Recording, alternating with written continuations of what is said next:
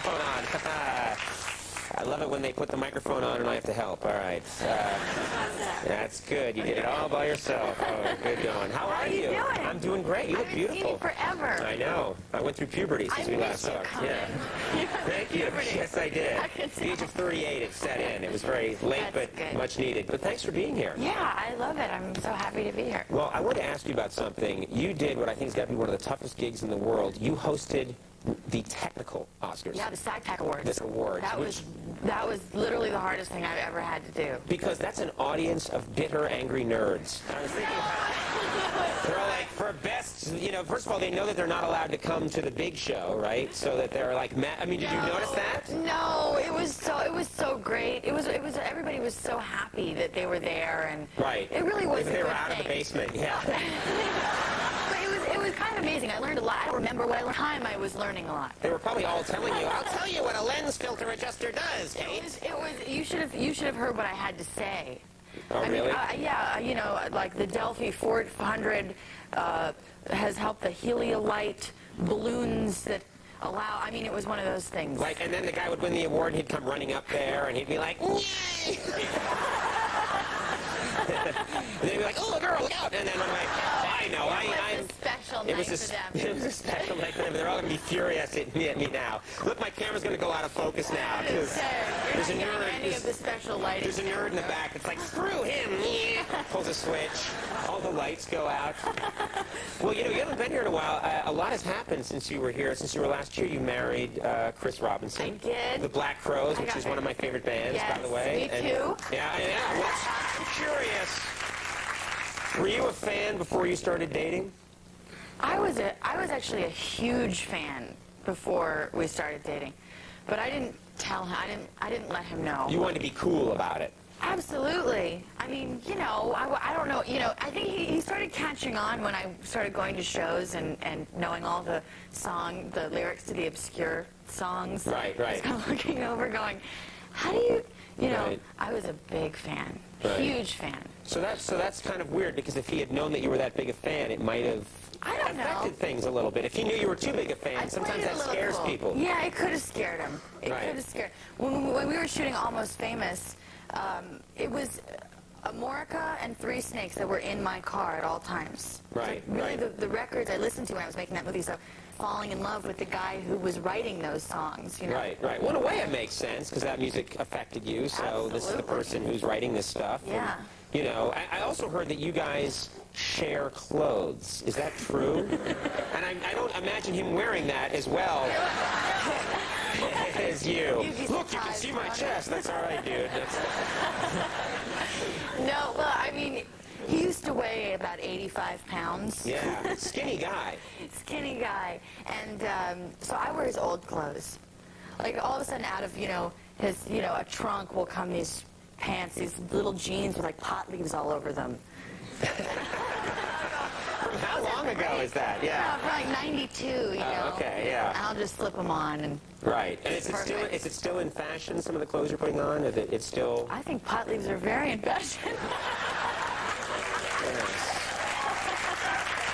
I'm sorry, I disagree. I think children should drink milk and go right to bed. Now, I also heard, I don't know if this is true, that you make your own jewelry. Is that true? Yeah. And that you do it partially because sometimes you're put off by how expensive things are. The markup on jewelry is 80%, and it drives me crazy. That's refreshing to hear a celebrity say that. It makes me mad, because I know what it costs to actually make. So what might make cost like $10 to make, they'll charge $150 for. Right. And that makes me mad. So I just decided, I'll make my own jewelry. Now, if you see something you like in a store, let's say you see a necklace that you really like, do you then try and go make that necklace? Yeah. Really? So what do you do? They must get suspicious at the store when you come by and say, yeah, I really like it, but I'm not sure I want to buy it. Can I sketch it and take photos, please? And a clay mold of it? Yeah. I don't know when the last time I actually bought jewelry was, so I think people maybe get a little suspicious. Now everybody knows. I hear those Rolex watches you sell in Times Square are amazing. I've seen you out there with half a suitcase sometimes. Yeah, well, Do you need to be doing this? Come on, the markup's ridiculous. I just threw some gears in there. It's almost as good. Let's talk about Alex and Emma. Okay. This is because there's a strange phenomenon here. In this movie, you're co-starring with Luke Wilson. Yeah, that's a really strange phenomenon. Well, because he's a good friend of yours. You guys are buddies. Yeah, we're good buddies.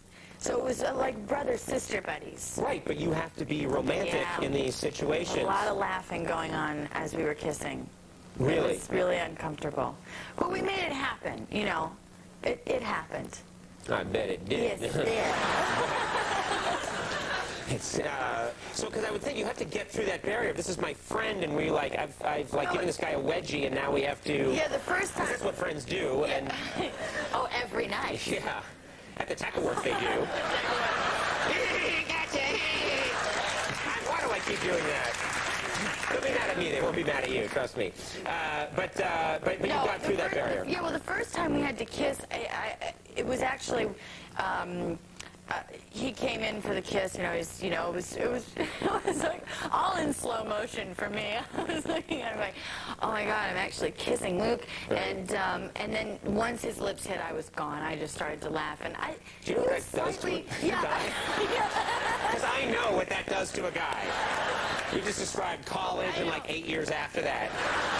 Your head's funny. What?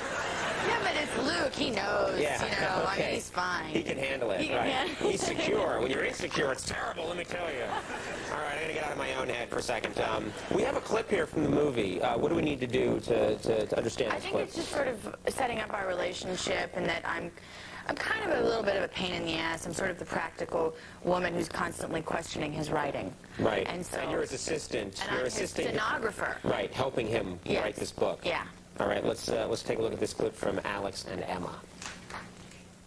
St. Charles seemed almost unreal, like a magical playground for the well-to-do. There was, however, something besides the affluence and beauty of St. Charles which filled Adam's brain until he could barely breathe. It was Paulina's perfume and the application thereof upon her ample bosom. Oh, please. What? Ample bosom? What's wrong with that? It's literary. Oh, well, in that case, you forgot the heaving. The what? In every book I've ever read, whenever there's an ample bosom, there's always heaving. Do we have to talk about this right now? You're the one who introduced the bosoms. I'm simply asking if you'd like them to heave. Fine, let them heave. It's true. Heaving after bosoms. Those are my favorite quotes from literature, all involved. Heaving bosom. Well, yeah, for many things. Alex and Emma opens on Friday. Delightful to see you again. Thanks so much for coming by. Nice to see you, too. Yeah, do my best to play. All right, everybody. Kate Hudson, Dale Earnhardt Jr. coming up. We'll take a break. Be right back.